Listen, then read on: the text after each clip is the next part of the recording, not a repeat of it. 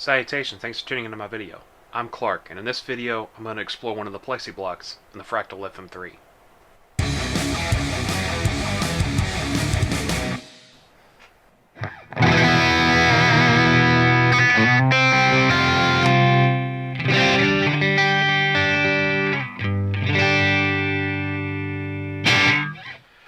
Alright, this is the Plexi 50 watt 6550. This is one of my favorite Plexis in the FM3 ecosystem.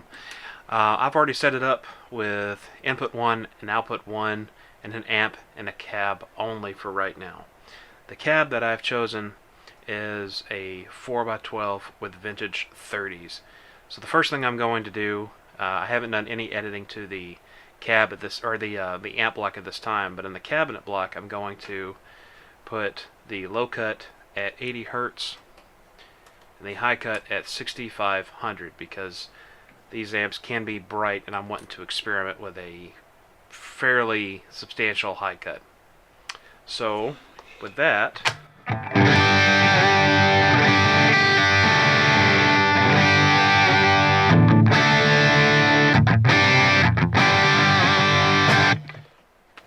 pretty cool tone right there. So let me do a couple of quick adjustments on the amp. I'm going to take the bass down to 4 and the treble to 7 and the depth to 6.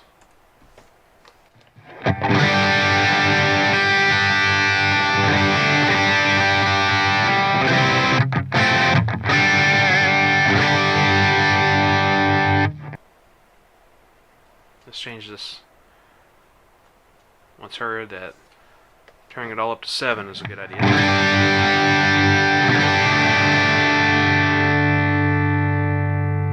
Well, that decay is really nice.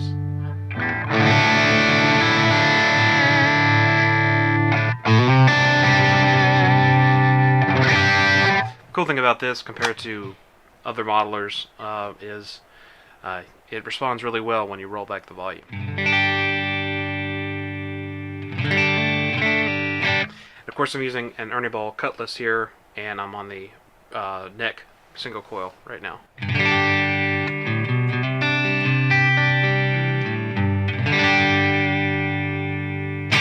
Well, the 777 settings happen to be very nice, I think.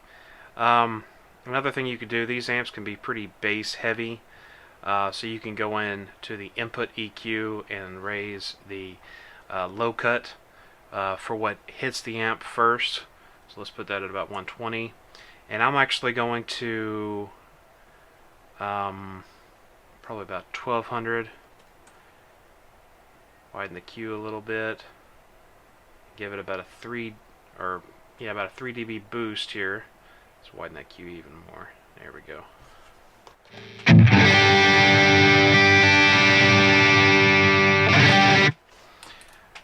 And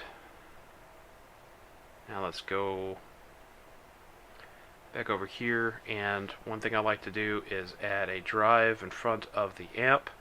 In this case, it came up stock with a shimmer drive, which is the drive I was going to use.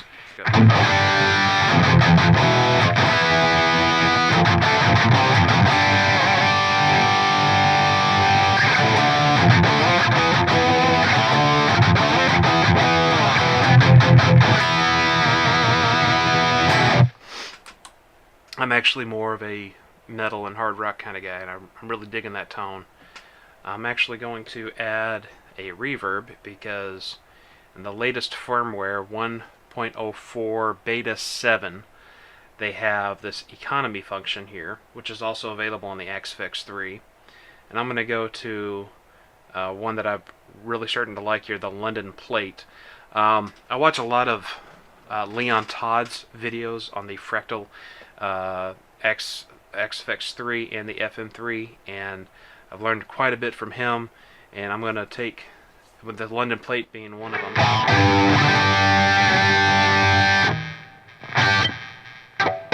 Alright, I'm getting some noise, so I'm going to go over here, and I'm going to bring the threshold up a little bit.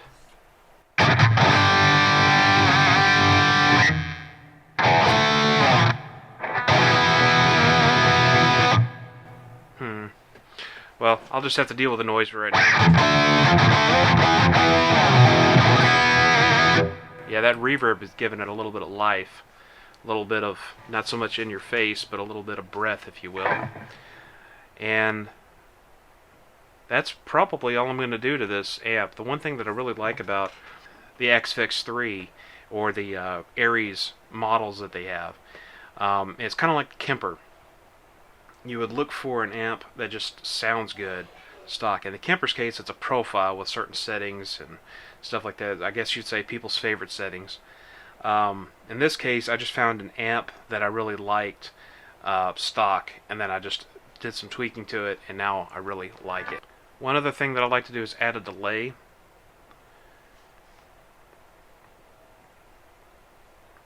And if I were running stereo, which right now I'm not, I could use something like the stereo BBD. Had to look in to see what that said. And I would basically just turn the left-right ratio down to 75%, and I would get a dotted eighth on one side and a quarter note on the other. However, I'm not running in stereo, so let's see if this sums up, because that's how I have it set up in the FM3 to sum left to right.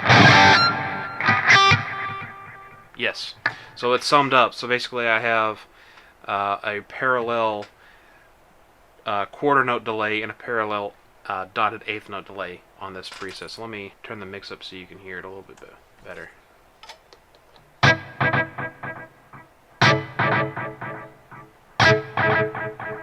really like that. So let's turn this down to about 20%, see how it sounds.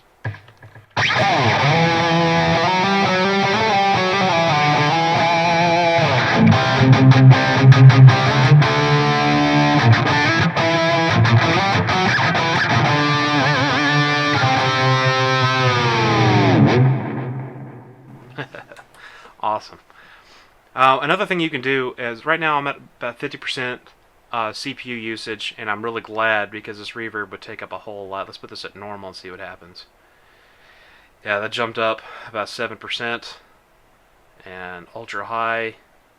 Wow. Okay, so let's put this back on economy.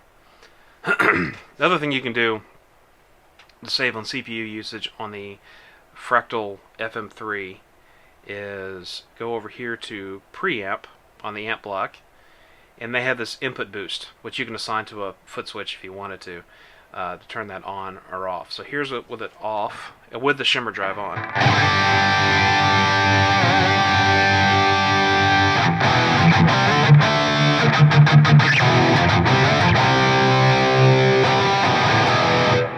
Let's turn it on. Right now it's set at neutral, the neutral boost.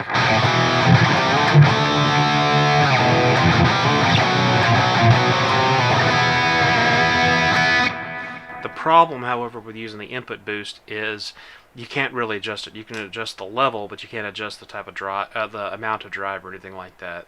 So let's put this as a TS808. That's a pretty gnarly tone.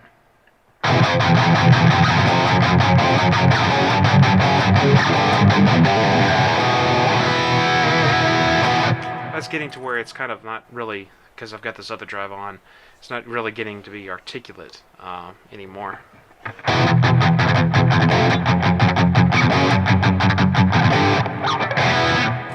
so that's not even close. Let's see what the shimmer sounds like.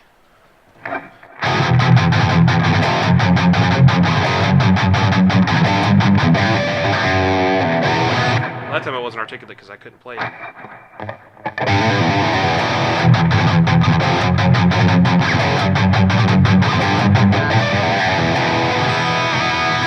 Maybe when I learn to play that, it'll be alright.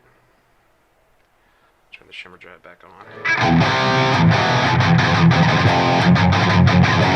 I don't know, something about using the actual shimmer drive as a dedicated block, it seems to have a little bit more bite to it. But again, I don't know what the settings are for this because you really can't adjust them except for the level. I'm really digging the Plexi block, and I could assign this to scenes, and I can even assign a control switch here to the input drive, which I'll do now. So So I'll assign this to control switch 1, and I'll make this about a 4, and then over here I'll make this about a 7.5. And what this does, when you go over here to controllers, CS per scene, control switch per scene, and right now it's all set to last, and I'm going to set them all to off. And scene 1, it's going to be off, which means it should be in the lower setting here. And in scene 2, I'm going to put it on, and in scene 3 I'm going to put it on. So scene 1 is going to be without the drive and a smaller, lower gain on the amp.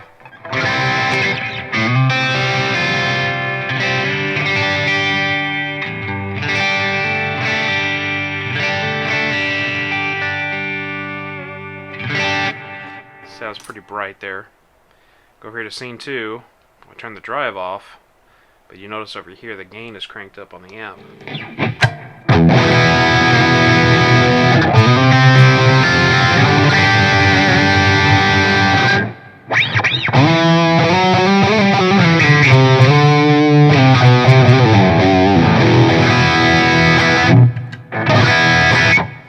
Now scene 3, I'm going to put the drive on, and the gain is going to be boosted. See how that sounds?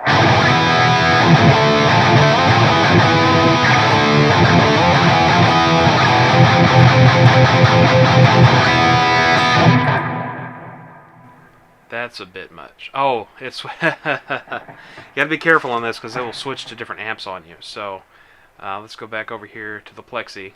Make sure this was on the Plexi as well. It was not. It was on a Friedman.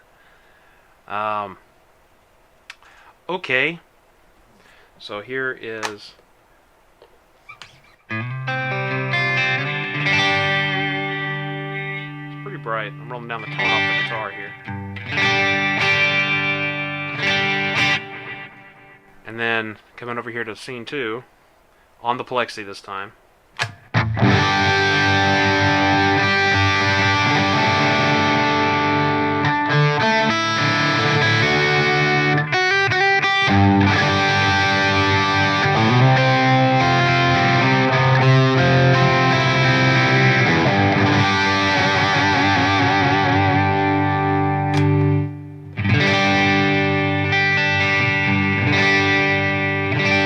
Oh, I'm sold just to having the amp cranked and rolling back the volume. Oh, that's an awesome sound. Actually using the right amp. You just have to look out for stuff like that. Because you can change your channels and have a completely different amp in a completely different set of settings. And that's a prime example of what will happen if you're not paying attention. And this is again back with the Plexi and with the shimmer drive on. Oh, that sounds much better.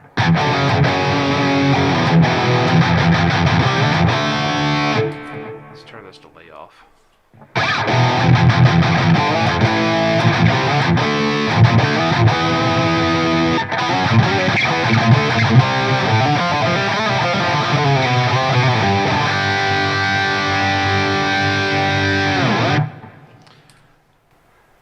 That sounds really good.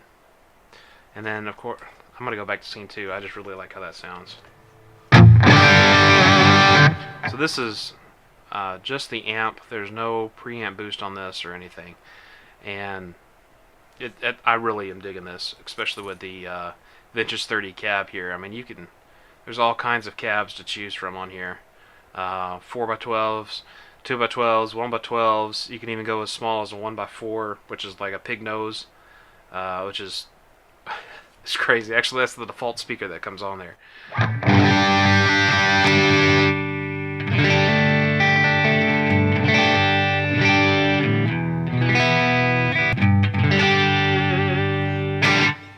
I hope you found this video helpful. If you have, please like, share, and subscribe. Take care.